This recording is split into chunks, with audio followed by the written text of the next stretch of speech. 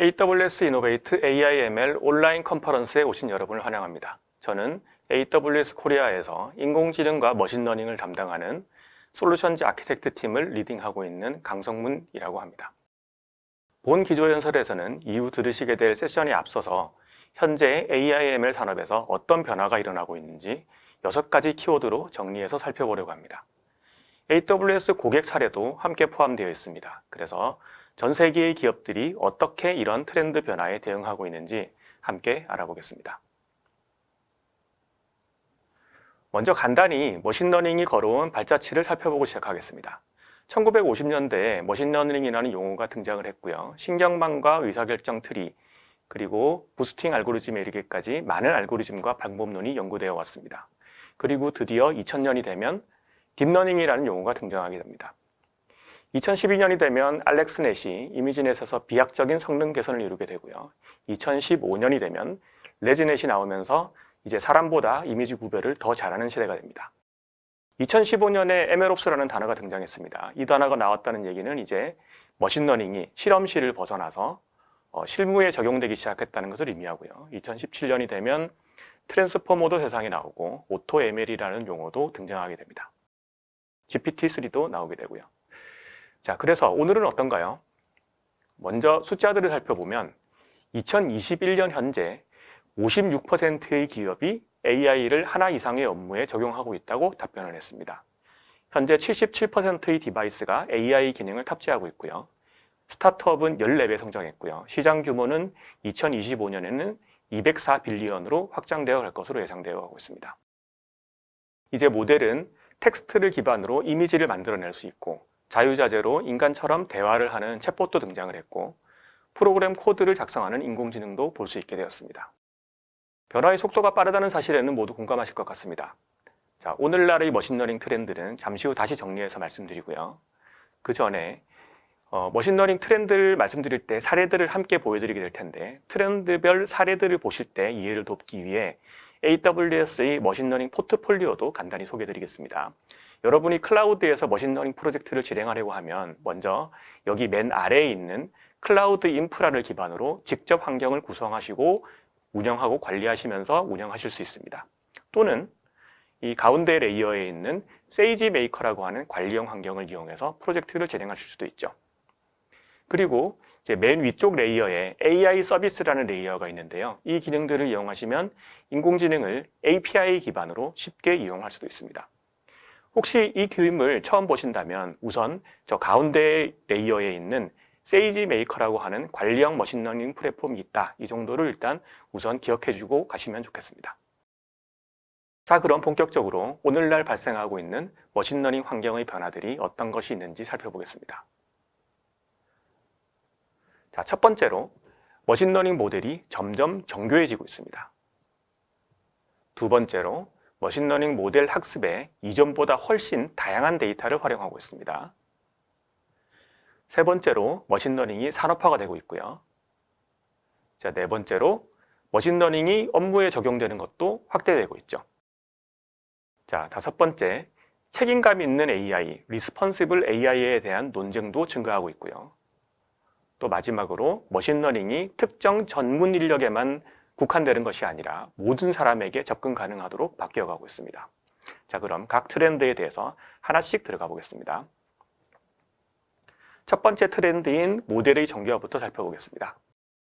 자, 이 첫 번째 트렌드는 이 분야에 계신 분들은 이미 다들 알고 계실 것 같습니다. 최신의 모델들이 초거대 모델 또는 파운데이션 모델 이런 이름으로 바뀌어가면서 점점 정교해지고 있죠. 그래프를 보시면 2019년에 버트라지 모델이 파라미터 개수가 330밀리언이었습니다. 그리고 2020년 말에 공개되었던 GPT-3 계열의 모델들이 175빌리언까지 증가했고요. 2022년에는 이제 540빌리언 또는 요즘에 트릴리언 단위의 모델들도 자주 보고 있고 또 파라미터 개수를 무한정 늘리기보다 최적의 사이즈를 찾으려는 노력도 함께 진행되고 있습니다. 어찌되었건 2019년에 버트가 나왔을 때 이미 파라미터 개수가 많고 모델 사이즈가 큰 걸로 화제였었는데요. 지금은 그것보다 1600배 이상 사이즈가 증가했습니다. 자, 이렇게 모델 사이즈가 커지게 되면 이것을 학습하는 것도 또 문제가 될 것입니다. 물론 하드웨어의 기술이 발전해서 GPU의 집약도들도 이제 빠르게 좋아지고 증가하고 있긴 합니다만 이 정도 속도는 아니죠. 1600배의 속도는 아닙니다. 그래서 이런 모델을 학습하기 위해서는 여러 대의 GPU 서버를 클러스터링해서 분산 처리를 해야 되고 또 이것을 최적화하기 위한 소프트웨어 역할도 점점 중요해지고 있습니다. 자, 이런 모델의 예를 하나 들어보겠습니다. 스테이블 디퓨전이라는 모델 들어보셨습니까?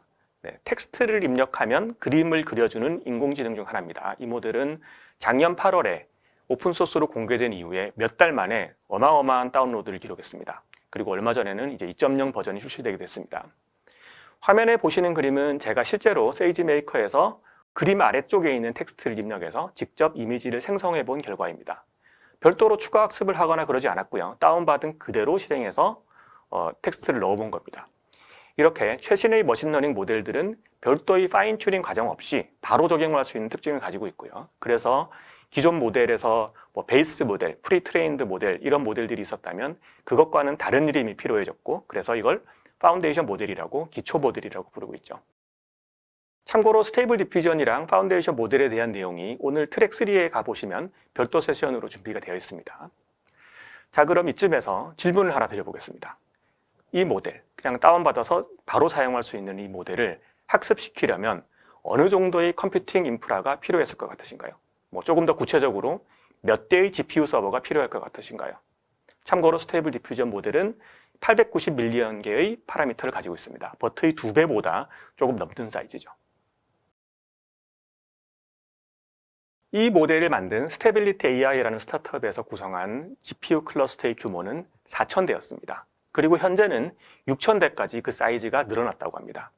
스테빌리티 AI는 이 모델의 학습을 위해 이제 인프라로 AWS를 선택을 했죠. 이 정도 규모의 인프라를 직접 운영하는 건 분명히 간단한 일이 아닐 거고요. 물리적인 공간의 관리에서부터 고장나는 GPU에 대한 관리, 또 구매하고 난 다음에 몇 년이 지나고 나면 바로 구머들이 되어버리는 그런 이슈.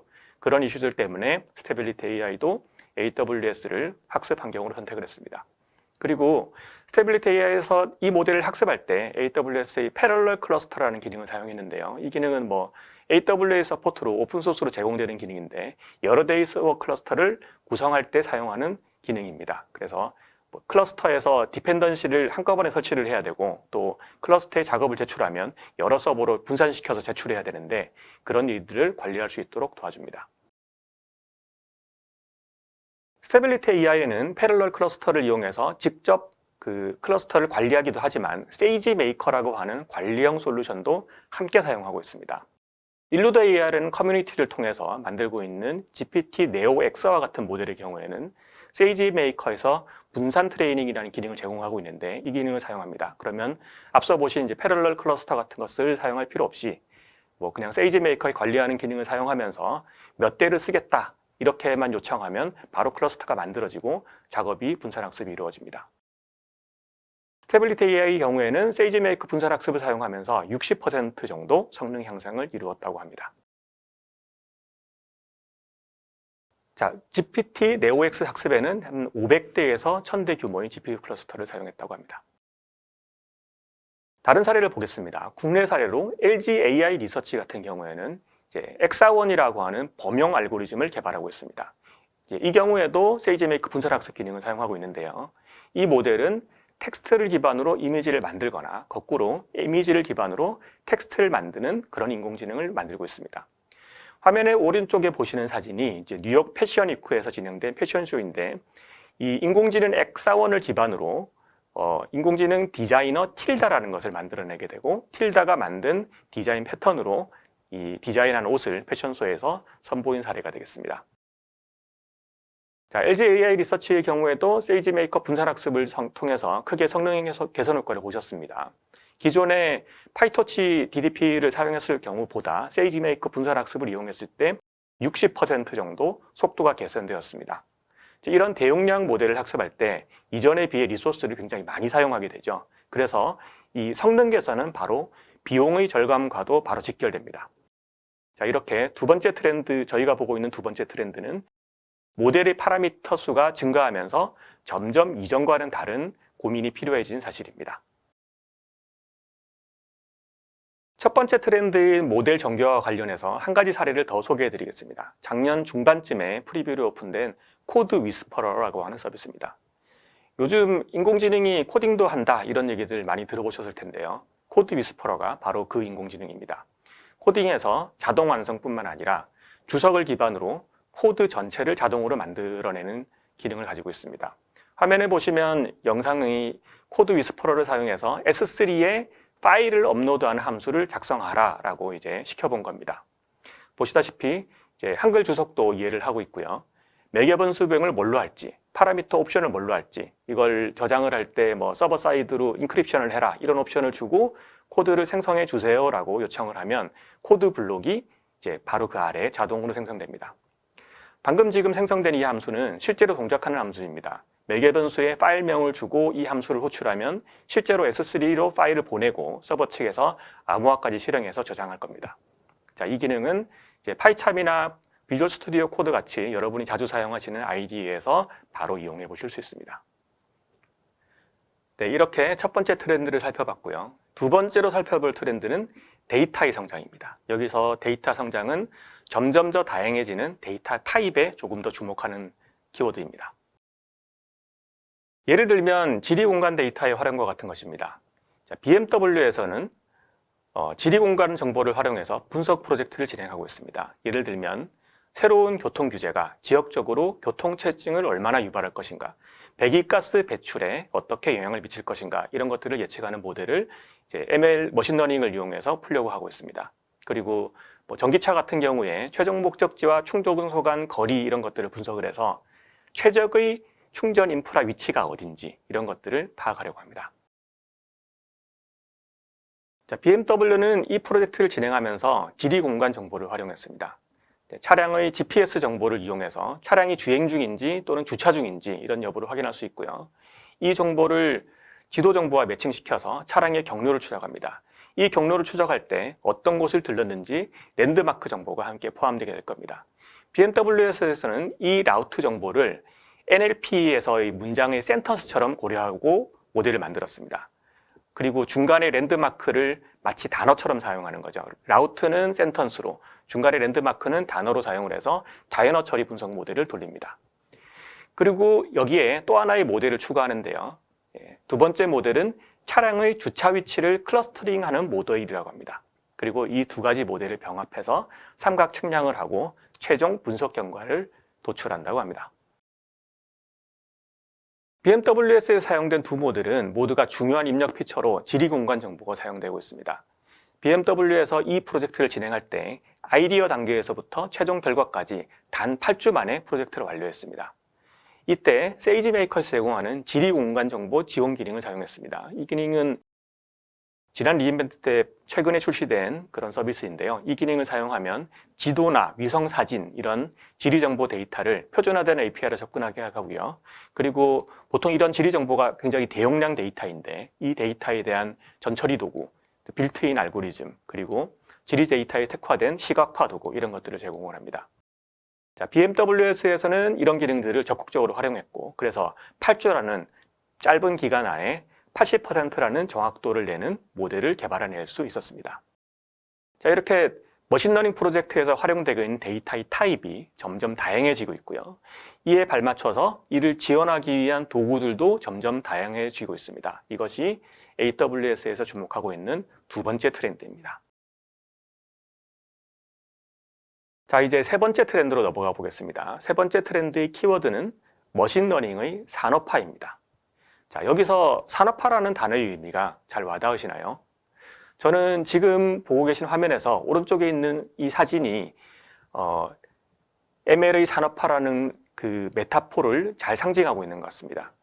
머신러닝 프로젝트가 이제 수작업으로 하나하나 만들어가는 시대에서 오른쪽 그림과 같이 표준화되고 자동화된 프로세스를 통해서 대량 생산하는 시대로 점차 변해가고 있는 거죠. 자, 여기서는 인공지능 스피커인 알렉사 예를 들어보겠습니다. 알렉사 서비스는 내부적으로 수천 개의 머신러닝 모델이 사용되고 있고요. 이를 개발하고 유지보수하기 위해서 그 개발자들도 수천 명 정도 수준에 달합니다. 그리고 이 모델을 학습시키는데 수백만의 GPU 아워가 필요하다고 합니다. 그리고 개인정보 보호 같은 요구사항들은 아주 기본적인 요구사항일 테고요. 자, 이 정도 사이즈의 머신러닝을 운영하려고 하면 전체 프로세스가 자동화되고 표준화되지 않으면 운영하기 어려울 겁니다. 자, 현재 알렉사 팀은 아마존 세이지메이커를 기반으로 전체 프로세스를 운영하고 있는데요. 알렉사 팀에서 세이지메이커를 맨 처음 도입할 때 이제 맨 처음에는 간단한 머신러닝 모델을 가지고 테스트를 진행했습니다. 그리고 이때 데이터 사이언티스트들은 이 툴의 도입을 환영을 했는데 알렉사의 보안팀은 계속 반대를 했다고 합니다. 세이지메이커는 믿을 수가 없다. 우리 유즈 케이스는 매우 복잡하기 때문에 여기서 커버가 되겠느냐 이런 반응들이 있었습니다. 그래서 이번에는 알렉사 서비스 중에서 당시 가장 복잡한 모델인 음성인식 모델을 가지고 이것이 세이지메이커에서 운영되는지 다시 테스트를 합니다. 결과가 어땠을 것 같으십니까? 실제로 제일 복잡한 프로세스를 넣었더니 세이지메이커에서 부족한 부분이 많이 발견되었습니다. 그래서 AWS 팀과 같이 알렉사 팀이 같이 보안 기능을 개선하게 됩니다. 네트워크 관련된 보안이나 권한 관리의 세분화 이런 것들이 보안 사항이었다고 합니다. 그래서 이 기능을 보완하고 그 새로운 테스트를 하고 난 다음에 이제 새롭게 개선된 보안 설계를 기반으로 알렉사 팀은 이제 데이터 전처리, 학습, 추론까지 모든 프로세스를 세이지메이커로 마이그레이션을 하게 됩니다.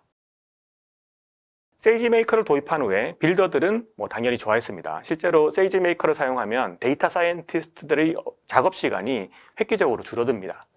그리고 줄어든 만큼 이제 실제 머신러닝 모델 개발 업무에만 집중할 수 있게 되죠. 그리고 비즈니스 리더들도 환영을 했습니다. 정확히 학습에 사용한 시간만큼만 빌링이 되기 때문에 비용 효율적이기도 하니까요. 자, 이렇게 머신러닝이 산업화가 되면서 표준화 자동화는 점점 중요해질 텐데요. 이를 위한 적절한 도구를 선택하는 것도 중요해질 겁니다. 알렉사 팀에서 사용하는 세이지메이커는 여러분이 현재 AWS 콘솔에 들어가셔서 접속해서 사용하는 세이지메이커와 전혀 다르지 않습니다. 알렉사 사이즈의 팀에서도 안정적으로 활용하는 서비스를 여러분들도 100% 동일하게 사용하실 수 있는 거죠. 또 세이지메이커 이 기능들도 내부적으로 빠르게 업데이트되고 있고요. 그리고 특히 이제 지난 리인벤트에서 기능들이 대대적으로 업데이트가 많이 됐습니다. 그래서 세 번째 트랙에서 이 새롭게 바뀐 세이지메이커에 대한 내용도 정리를 해서 소개하는 세션이 준비되어 있습니다. 참고 부탁드립니다. 자, 여기까지 머신러닝의 산업화 트렌드에 대해서 말씀드렸습니다. 그리고 이제 네 번째 트렌드로 넘어가 보겠습니다. 네 번째 트렌드는 머신러닝이 탑재된 적용 유즈 케이스가 증가하고 있다. 머신러닝 파워드 유저 케이스가 증가하고 있다. 이런 사실입니다.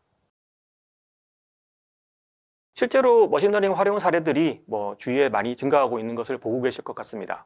스마트 콜센터, 수요 예측, 개인화 추천 이런 문제들은 사실 오랫동안 연구가 되어 왔고 그래서 그 솔루션이 점차 보편화되어 가고 있습니다. 그래서 머신러닝을 마치 이제는 IT 솔루션을 도입하듯이 적용할 수 있는 그런 타이밍으로 가고 있죠. 여기서도 하나 예를 들어 보겠습니다.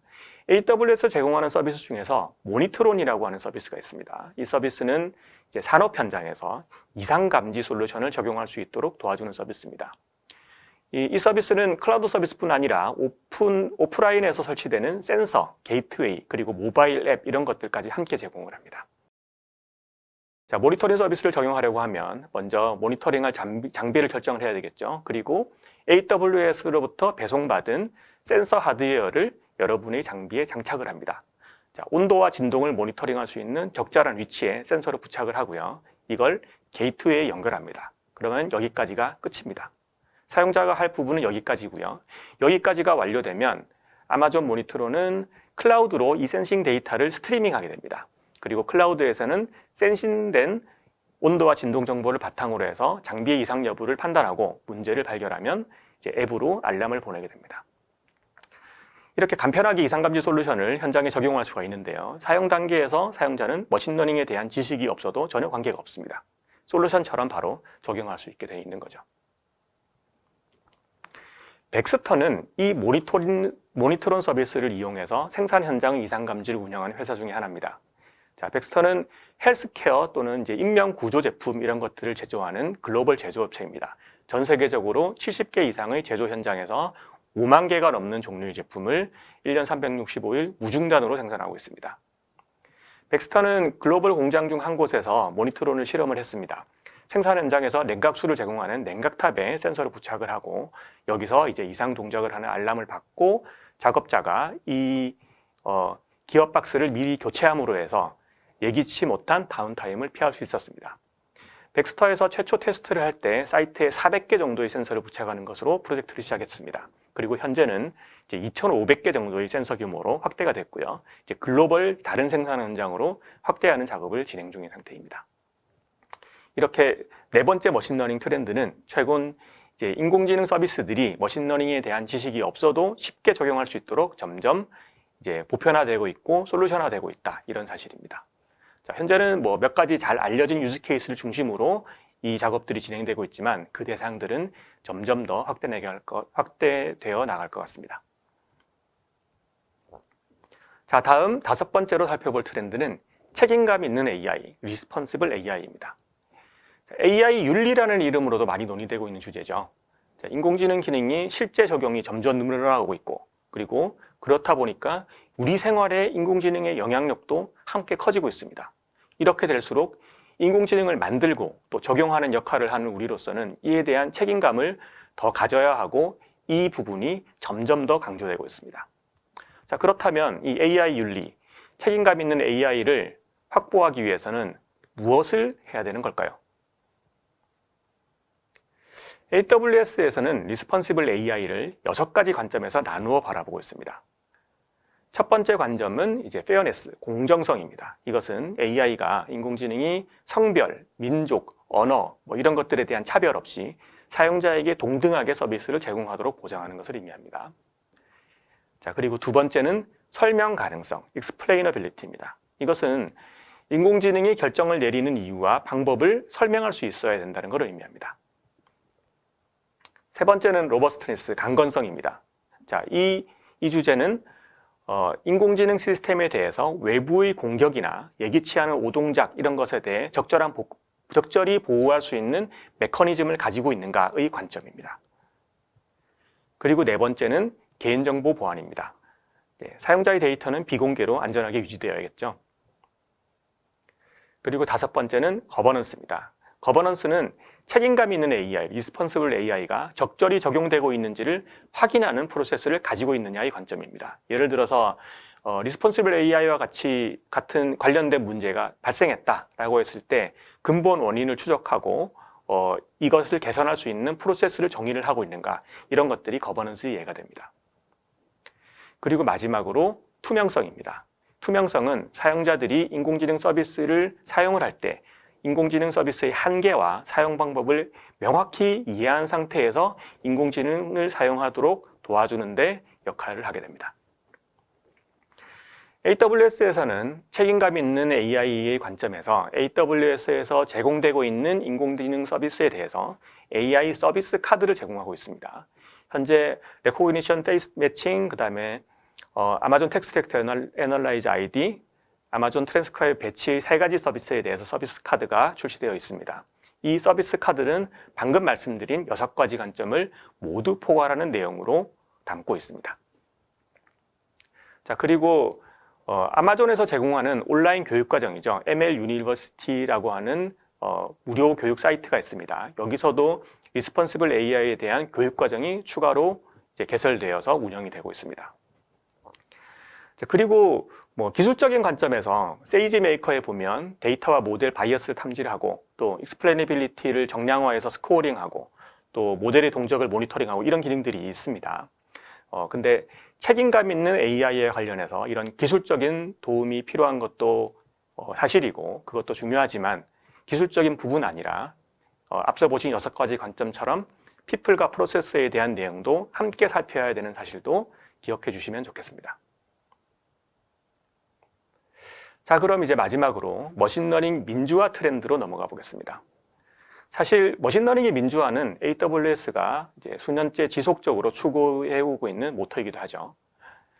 머신러닝 민주화를 위해서 AWS가 제공하는 서비스 중에 대표적인 서비스가 세이지메이커 캔버스라고 하는 서비스입니다. 이 서비스는 이제 노코드 툴이라고 요즘 많이 불리죠. 코드가 전혀 필요 없이 UI를 기반으로 머신러닝을 개발할 수 있도록 도와주는 서비스입니다. UI 기반으로 만들 수 있으니까 개발자가 아니라 비즈니스 사용자들도 이용을 할 수 있습니다. 실제로 삼성이나 3M, 지멘스 이런 회사들에서 수요 예측, 운영 최적화, 공급망 연구 이런 워크로드에 실제로 적용하여 사용되고 있습니다. 이 중 삼성의 사례를 조금 더 살펴보겠습니다. 삼성 반도체에서는 실제로 IT 인력이 아닌 비즈니스 업무에 종사하시는 분들이 이 서비스를 이용하고 계십니다. 자, IT 인력 도움 없이 PC 수요 예측 솔루션을 직접 세이지메이커 캔버스를 이용해서 구축하셨습니다. 그리고 그 과정과 결과를 지난 리인벤트에서 직접 발표해 주셨습니다. 지금 보시고 계신 페이지는 지난 리인벤트 발표해 주신 페이지에서 제가 카피해 왔습니다. 리인벤트 발표 영상은 유튜브에도 올라와 있으니까 직접 해당 영상을 보셔도 되고요. 또는 오늘 세션 중에 첫 번째 트랙에 보면 이제 본 사례를 좀 더 상세하게 다루고 있습니다. 해당 세션을 보는 것도 추천을 드립니다. 이렇게 해서 현재 머신러닝 시장의 트렌드 6가지 키워드로 정리해서 살펴봤습니다. 그리고 이제 국내의 많은 기업들이 이런 트렌드와 발맞춰서 어떻게 이 변화에 대응하고 있는지도 같이 살펴봤습니다. 머신러닝은 점점 미래가 아니고 현재가 되어가고 있는 것 같습니다. 자, 우리가 지금 현재의 실제 문제 해결을 위해서 머신러닝을 활용하려고 하신다면 이 변화를 잘 활용해야 될 것으로 생각됩니다.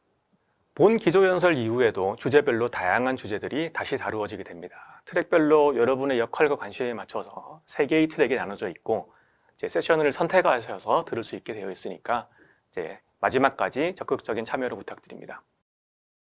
자, 이후 진행되는 세션 외에도 AIML 리소스 허브에서 제공하는 다양한 자료들을 통해서 더욱 심층적인 내용을 살펴보실 수 있습니다. 또 AWS 스킬 빌더에서 AWS 전문가들이 개발한 AIML 학습 과정을 무료로 제공하고 있으니 이것도 추천을 드리고요. 자, 그리고 이제 보다 나은 세미나를 위해서 설문 작성을 꼭 부탁드립니다. 마지막으로 마지막까지 경청해 주셔서 감사합니다.